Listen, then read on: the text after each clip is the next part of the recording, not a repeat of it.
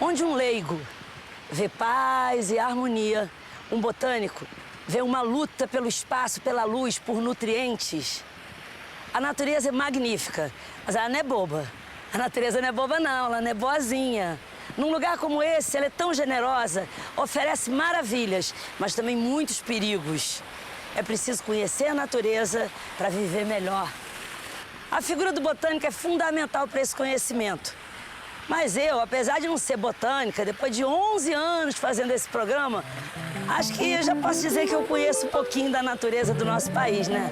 Sabe por quê? Porque a primeira pergunta que eu faço quando eu chego num lugar, vocês já conhecem. Isso aqui é um pé de quê? Pé de quê? De perto, quero ver que fruta da cadê, que flor, que cor, saber, terá sabor. Vai ter um pau-brasil, um pé de quê? Vermelho, verde, que te quero ver qual é, de pé na terra, até caber na tela da TV. Pé de quê? Assim como eu, já percorri distâncias enormes só para conhecer uma árvore, para ver uma planta diferente. Existiram os caras que deixaram para trás tudo que tinha, família, atravessaram um oceano só para conhecer a natureza de outro lugar, uma natureza nova, corajosos. Nos séculos 18 e 19, era comum que homens de ciência viajassem para levar aos seus países relatos, amostras das espécies de países exóticos, como o Brasil. Eles acreditavam que conhecer a natureza do mundo era o maior bem para a humanidade que podiam realizar. Dentre os muitos viajantes importantes que passaram por aqui, um já é conhecido nosso, Auguste de Saint-Hilaire. O francês Auguste de Saint-Hilaire ficou no Brasil de 1816 a 1822. Percorreu diversos estados do país: Rio, Espírito Santo, São Paulo, Goiás, Santa Catarina, Rio Grande do Sul e Minas Gerais. A contribuição desse naturalista para o conhecimento da flora brasileira é incalculável. Milhares de novas espécies foram descobertas e descritas por ele. Outro viajante naturalista importante que passou por aqui foi o Barão de Langsdorff. Langsdorff era um médico nascido na Alemanha que atuava como cônsul. Percorreu o Brasil numa importante expedição entre 1822 e 1829, patrocinada pelo czar russo. Essa dupla é tão importante na descoberta de espécies no Brasil que muitas delas levam o nome deles no seu nome científico.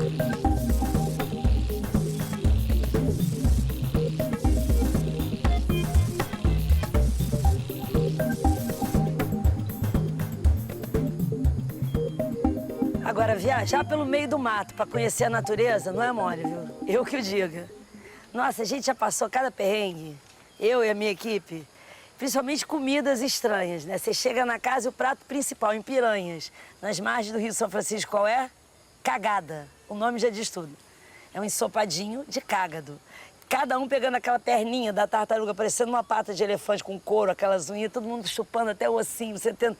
Eu quase desmaiava. Comidas eu não vou nem entrar nesse tema, já me ofereceram as coisas mais estranhas do mundo. Por exemplo, uma vez a gente foi gravar uma árvore em Moçambique e tinha uma cerimônia, né, para os ancestrais que matavam um bode. A gente só não sabia que o bode ia ser também o nosso almoço, né? Outro perrengue que eu lembro, a gente fazendo uma árvore linda, muito grande, que tem na Amazônia, Massacu, que é a árvore que sustenta as casas flutuantes. Pedi para o banheiro, era um banheirinho flutuante no meio do Rio Negro, na Amazônia. Aí na hora que eu vou entrar, tem uma caixa d'água na porta com uma sucuri enorme e um frango assim, ó, no canto. Falei, nossa, essa sucuri de onde saiu? Ela falou, agorinha mesmo, eu tava no banheiro, ela não desceu pela caixa d'água, o banheiro que eu tinha acabado de fazer xixi.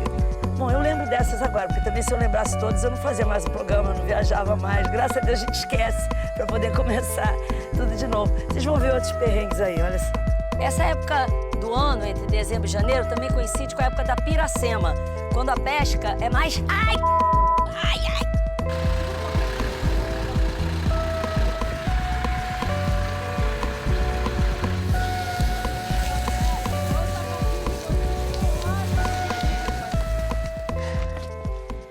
Os viajantes piravam com calor. Reclamavam pra caramba disso e também desses animaizinhos desagradáveis que aparecem por aqui, tipo mosquito, bicho do pé, formigas e principalmente ele, o maior inimigo da equipe do Pé de Quê nessa época do meio do ano de secura, o carrapato. É, minha gente, natureza não é mole, não.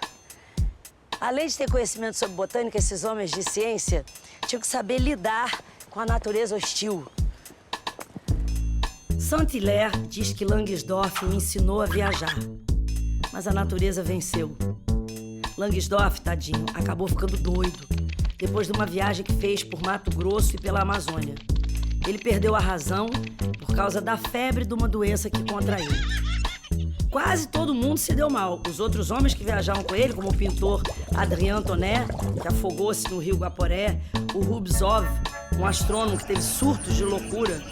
O pintor Hercule Florence foi o único que concluiu a expedição, se estabelecendo na vila de São Carlos, hoje Campinas. Olha só que lindo o que Saint-Hilaire diz num dos seus relatos.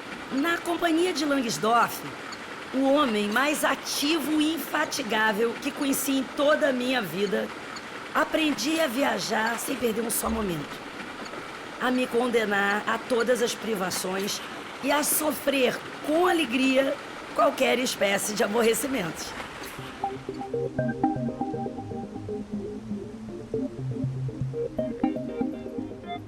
Outro viajante naturalista que passou por aqui foi o príncipe Maximiliano de Wied-Neuwied, que percorreu o Brasil entre 1815 e 1817. O explorador alemão viajou pelos estados do Rio de Janeiro, Espírito Santo, Bahia e Minas Gerais. Uma aranha. Ele descreveu muito bem as dificuldades de enfrentar a natureza daqui. Essa viagem resultou no diário Viagem ao Brasil, de 1820. O Brasil, país imenso, geralmente montanhoso ou acidentado, apresenta grandes dificuldades para o naturalista. Só possui um pequeno número de estradas.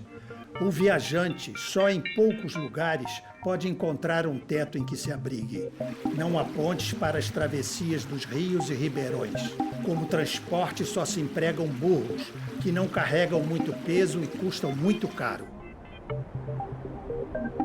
Minas Gerais foi passagem obrigatória da maioria dos viajantes naturalistas, principalmente por causa da Estrada Real. O nome Estrada Real se deve ao caminho que o ouro fazia até a cidade de Paraty, no Rio de Janeiro, onde era embarcado para Portugal. O caminho facilitava acessos e garantia um pouquinho de estrutura aos estudiosos europeus. A gente está na Estrada Real. Por aqui que passaram todos eles. O Saint-Hilaire, o Langsdorff, o Beaumarchais também passou aqui, Wied-Neuwied. Ainda tá bem frio de manhã, tô de casaco, ó. Para você fazer 30 quilômetros, você demora quase 2 horas. Então é muito emocionante pensar que esses caras fizeram isso naquela época, no lombo de burro.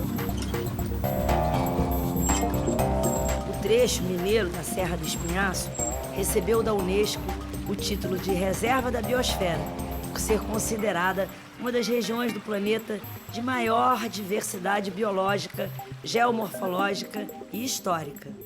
A serra tem 3 biomas: Cerrado, Mata Atlântica e Caatinga. Quando a gente fala em termos de estrada real, é bom sempre lembrar que elas nunca foram estradas carroçáveis, né? Eram trilhas, na verdade. Toda essa movimentação entre o interior e os portos, ela era feita através das tropas, né? Eram os tropeiros. Via de regra, não existia calçamento. Existiam épocas do ano que esses caminhos ficavam fechados, digamos assim, por conta das chuvas, na estação das chuvas, né? E é bom a gente lembrar que muitas vezes essas viagens duravam meses, né? No caso de Saint-Hilaire, ele esteve passando por Minas numa viagem que durou quase um ano. O que orientou vamos dizer assim, a construção, né, desses caminhos, de fato, foram as ocorrências de ouro e depois os diamantes. Eles eram extraídos nos córregos, era o chamado ouro de aluvião, quer dizer, né, eram catas, né?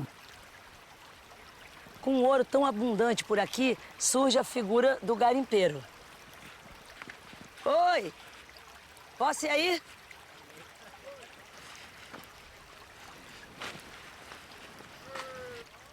Ó o Chapéu! O Chapéu vem me dar boas-vindas. Oi! Oi, bom dia! Como é seu nome? Ademil? Ademil, eu passei na cidade e vi ter um bar do Ademil. Sim, aí de vez em quando a gente vem aqui na beira do rio fazer uma fresqueirazinha pra diamante, pra ouro, né? Como é seu nome? Sebastião Siqueira. Ô Tião, né? Eu outro Tião também. Agora, você falou que seu apelido era Pescoço. É, eu também vi o bar do Pescoço. Você também tem um bar? Tem um bar também. Todo garimpeiro tem um bar? Alguns E dono do bar, todo dono do bar garimpa? Todo dono de bar garimpa, é. Isso aí é o quê? Aqui é um material que a gente colhe aqui da praia mesmo e vamos ver se tem algum diamantinho pra gente aqui. Isso aí né? que vocês já peneiraram ali na água. Isso aqui a gente já peneirou na água. Então eu vou bater a peneira meia e ver o que tem nela, né? Vambora. Se a sorte tá nos ajudando. É muito lindo. Parece uma flor do cerrado. Aqui o material mais pesado. Se tiver diamante ou ouro aqui, ele vai estar nesse centro dessas formações aqui. Cada pedra dessa aqui tem um nome, tá? Cada uma dessa? Cada uma dessas tem E um você nome. conhece? Diversas delas a gente sabe o nome. Tem essa aqui que é uma fava. Uma fava que parece mesmo um feijão. É, aqui é um esmeril preto. Um esmeril. Com feijão preto. Isso aqui é uma ferragem.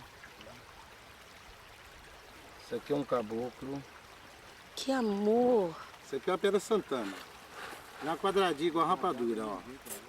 Pedra Santana. Não, mas isso ela não é assim por natureza. É de natureza assim, tem de todos os Assim? tamanhos. Mas Ademil, como é que faz pra ela ficar quadrada desse jeito? A natureza faz tudo, né? Olha pra aí, gente. Impressionante. O garimpeiro, geralmente, ele tem que estar perto do garimpo. Como na época a gente trabalhava em equipe, de 6, 7 homens trabalhando, tinha uma lapa aqui próxima, a uns 300 metros, Uma grutinha. uma gruta, embaixo de uma serra, uma lapa. Onde é que se escondia? Do sereno, do Aí sol, você da dormia por eu chuva. morava aqui mesmo. A gente cozinhava e dormia ali mesmo. Mas por quê? Pra ficar vigiando? Para ficar próximo do garimpo, para você não perder tempo, para você não... Garimpeiro era o cara que trabalhava na mineração, clandestino ou não. Muitas vezes, na miséria, ele via no garimpo uma oportunidade de oferecer algum auxílio à sua família. Ou então, era um ambicioso, um aventureiro, que ia buscar fortuna numa vida cheia de riscos e perigos. Com o tempo, o metal, o ouro, foi ficando em lugares muito difíceis de ser extraído, foi rareando. Muitos escravos morreram e aí eles não tinham grana para comprar outros, não foram substituídos. Os mineiros, como aliás conta o Saint-Hilaire, passaram aí para a agricultura. Só que eles não usavam arado, não usavam adubo, não conheciam a natureza. Com isso, muitas florestas foram destruídas à toa. Você falou que você já morou aqui nesse lugar? Já morei. Aonde aqui que você morava? Morei embaixo daquela lapa. Que isso? Morei. Que era longe para estar voltando todo dia para casa? E o garimpeiro ele tem que estar no garimpo, né? Porque ele pode ser lesado pelos outros, com o próprio colega ou por outras pessoas que estejam passando no local. O bom de morar aqui nessa lapa, nessa gruta, é que vigiava a estrada. A estrada não era lá, não? Não. Ah, esse Aquela caminho. outra estrada ali já foi depois que inventaram o carro. A estrada real mesmo, ela é aqui. Que é a estrada de tropa, onde é que passava o caminho do ouro e do diamante seria aqui. Tá? Ah, de burro, né? É burro. Então passava aqui, subia, tá? Fazendo a volta. Então aqui era o verdadeiro trajeto de tropa. E o quiabo da lapa? O quiabo da lapa a gente usava para comer. Um alimento, A gente né? usava. Aquele cactus Hoje, que dá aquela fruta que azul. dá aquela fruta. Bonito, né? É um sabor chuchu. O que chuchu tem de sabor? O sabor marcante, né? Sabor marcante. Inesquecível. É danado. A gente morando na serra, igual um lugar igual esse aqui, que tem muito rato, que a gente fala rato marinheiro, que é uns ratos grandes, tá? A gente fazia armadilhas, pegava os ratos, tá? Serviço de carne, né? Limpava Ah, não faz isso não. e depois comia o rato como servindo de carne junto com o quiabo da lapa. Eu realmente jamais poderia ser garimpeiro. Comer rato com um quiabo que lembra longínquamente um chuchu é uma vida muito dura. Mas, Ave quiabo da lapa. Maria. Esse é o quiabo da Lapa. Quiabo da Lapa. Bonito esse fruto azul, hein? E como é que corta isso? E como é que alguém teve ideia de comer um troço espinhento desse, gente? Como é que tira esse A espinho? necessidade do garimpeiro faz tudo, né? Tanto ele come o fruto, parece um kiwi. É mesmo? Olha, eu não comia Esse isso aqui é daí, do nem fruto. amarrada, açoitada, eu não comia isso. Hein? Tá? Aqui ele Ele vai comer. Ele só tá bom quando ele tá soltando essa ponta. Ele tá soltando e tá maduro, tá? Ó, Ne- só o kiwi. Ó, Tá? é igual um kiwi. Dentro. Não tenho coragem. Mas ela, Come, na realidade, não é totalmente Vou esperar azul. 5 minutos pra ver se você não morre. Come. Não, isso aqui não mata ninguém, não. Experimenta. Muito obrigada. Como é que corta isso aí? Dá uma ponta no graveto. Pra ele virar um espeto. Tem muito espinho. Sim, é, tem que dar. Então a gente pega sempre essa parte nova. Porque essa parte tá macia. E aí, essa parte aqui, ó, ele tem muita madeira. Vamos comer com algo duro mesmo, fazer algo bem temperado. Angu duro com o quiabo da Lapa. Com quiabo da Lapa, Mal vai. posso esperar pra saborear essa maravilha. saborear as duas coisas. Ave Maria. Olha aqui, é quiabo da Lapa porque ele dá na Lapa. Uma lapa. Uma lapa, onde é que seria um esconderijo ou um abrigo para alguém, ou para um animal, ou para o próprio bicho, né? É um O ponto de Ademilton não esconderijo. morou na Lapa? Como também já morei em Lapa. Então, Cerrado como ele Bravo. dá nessas lapas, ele chama quiabo da Lapa. Quiabo da Lapa.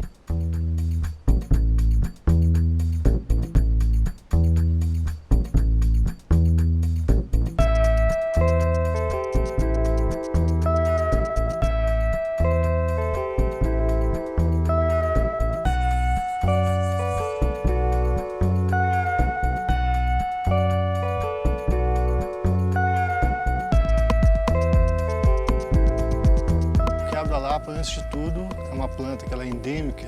No mundo todo, ela só ocorre aqui nessa região da cadeia do espinhaço. Uma planta ameaçada de extinção, principalmente por ser muito utilizada, né, pessoas da região utilizam o seu fruto e o seu caule na alimentação.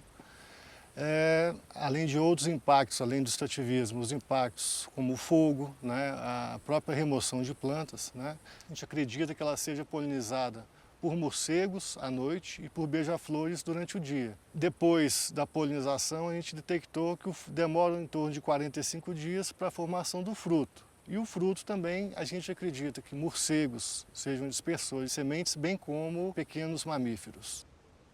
Além do quiabo da Lapa, outras plantas foram muito úteis para os garimpeiros.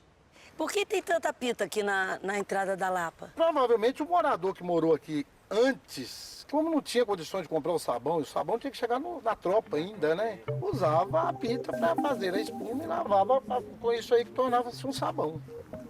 O esquema é o seguinte, aqui é a piteira ou sisal, né? Ela quando seca, ela serve para cordas, para amarrar alguma coisa, e quando ela já madura, como aqui, ó, bater.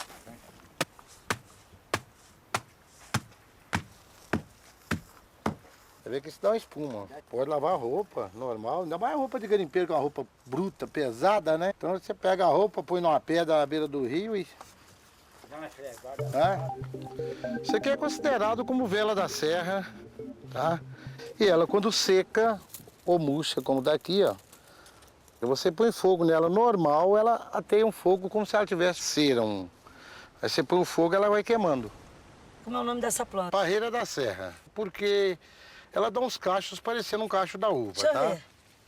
Só que a gente não usa o cacho para fazer o chá, para tomar como calmante, como sonífero, tá? A gente usa as folhas secas, tá? E Põe qual para é? secar na sombra e faz o chá para tomar à noite, depois de um cansaço do garimpo durante o dia. O Ademil disse que o trabalho é tão duro no garimpo que apesar de você estar com sono, às vezes você não consegue dormir de tão cansado que tá isso. O corpo está doendo, o corpo está cansado, a gente está esgotado. É como se fosse um relaxante muscular. Aí você toma como relaxante.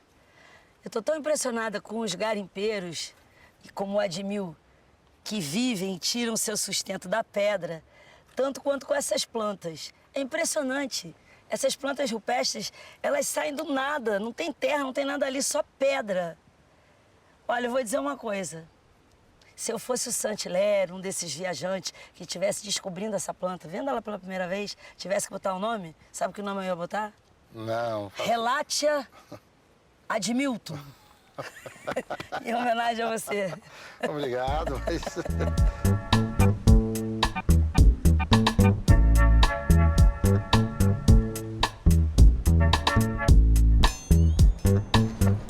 Aqui em Diamantina, depois que o garimpo deixou de ser a atividade principal, os garimpeiros e as suas famílias tiveram que encontrar alternativas de trabalho. E uma delas começou a ser a coleta de uma flor muito rara. Só para você ter uma ideia, 70% da ocorrência dessas flores no mundo inteiro acontece aqui no Brasil. São elas, ó, as sempre-vivas, as flores que nunca morrem. As espécies de sempre-vivas nascem nos cerrados do centro-oeste e sudeste do Brasil e o oeste da Bahia. As de maior valor comercial estão nos campos rupestres de Minas Gerais, Bahia e Goiás. O maior centro de comercialização é a cidade de Diamantina, em Minas Gerais. O comércio de sempre-vivas aumentou muito a partir da década de 70, porque as flores tiveram uma alta no mercado e passaram a ter uma maior importância econômica para a renda das famílias extrativistas da região. É o único meio sustentável aqui da comunidade, é a sempre-viva. Porque o garimpo acabou, não existe mais. E, como vocês já notaram, né, aqui não tem outro recurso além da sempre-viva. A sempre-viva é uma tradição da comunidade. Foi dos nossos pais, avós, até hoje. A forma de catar sempre-viva é dessa forma que eu estou pegando aqui, de jeito que não degrada a natureza. Porque aqui não sai com a raiz, como vocês podem ver, ó. Todos aqui não tem nenhum com a raiz. A gente não tira toda a sempre-vive do campo, porque ainda fica muita para cair para a semente. A sempre-viva ela é coletada na região para fim de comercialização desde a década de 30. Então a gente tem uns 80 anos aí de exploração comercial das diversas espécies, né, que compõem o grupo. Essa serra toda aqui em moldura diamantina era um tapete de sempre-vivas, né? Então ela era visível em todo esse entorno de Diamantina. E hoje isso não acontece. Realmente a gente vê que se houve realmente essa população em volta de Diamantina, hoje ela está mais distante. Isso vem justificar a necessidade de um manejo, né? Deixa eu apresentar para vocês a Juraci e a Ivanete. Elas fazem artesanato com sempre-vivas, mas elas fazem muito mais. Elas sabem que isso aqui não pode acabar e para isso precisa fazer um manejo sustentável dessa planta. De quem foi a ideia de tomar cuidado para não acabar? A gente teve um acompanhamento de ONGs de Belo Horizonte. Foi pessoas pesquisadoras. Até então a gente não era assim, consciente do que a gente estava fazendo. A gente fazia sem saber o que estava acontecendo. Mas quando veio o resultado que estava sendo ameaça de extinção, a gente também tomou um susto e hoje a gente tem um manejo correto e sustentável. Hoje a gente cultiva e cuida das outras que são naturais ainda. Eu acho que esse é um problema do Brasil. É tudo tão abundante, a natureza é tão dadivosa, que ninguém acredita que um dia aquilo vai acabar, só que acaba. A gente precisa deixar isso para as novas gerações, né? Claro. Nossos filhos, nossos netos. O que hoje a gente vê, a gente precisa deixar. Juraci, quantas espécies você já conhece de sempre-vivo? Mais de 80. Mas essas 80 e tal, vocês sabem o nome delas? Sabemos. Duvido, desfia aí o rosário, vai. Jazida, Botão branco, espeta-nariz, cabeça de negro, amarelinho, capim dourado, martelo, mundial, cascavel, botão de ouro, maritochinha, botão peludo, mini saia. As sempre-vivas também foram publicadas cientificamente por Saint-Hilaire. Pessoas como o Saint-Hilaire, o Langsdorff, o Wiedeneuwid são muito importantes porque eles ensinam pra gente que conhecer a natureza da natureza é fundamental pra gente viver melhor. Eles buscavam, através da ciência, compreender a natureza, acreditando que essa compreensão era o ponto de partida para a construção da civilização em toda a sociedade. Mas uma civilização que não tente se afastar da natureza. Pelo contrário, a gente insiste nesse programa que o melhor jeito é trazer o homem para dentro da natureza, sem nos afastarmos dela, como é o modelo de algumas culturas.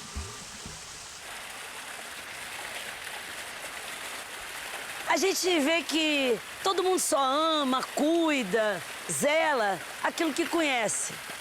Então, se o Pé de Quer conseguir que os brasileiros conheçam um pouquinho mais e cuidem um pouquinho mais da natureza desse país, quiçá do mundo, puxa, vai ser a glória.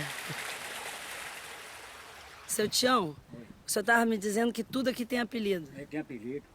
Que o rio, ele tinha um peixe chamado nhonha. Então não ia colocar o jequi no rio, então ele levantava assim, ô gente, vamos ver se o jequi tem nhonha. Então foi o nome dele jequi de nhonha. É nada, isso o senhor inventou agora? Não, é verdade, quando vou ver se meu jequi tem nhonha. Se o meu jequi tem nhonha. E o jequi é o quê?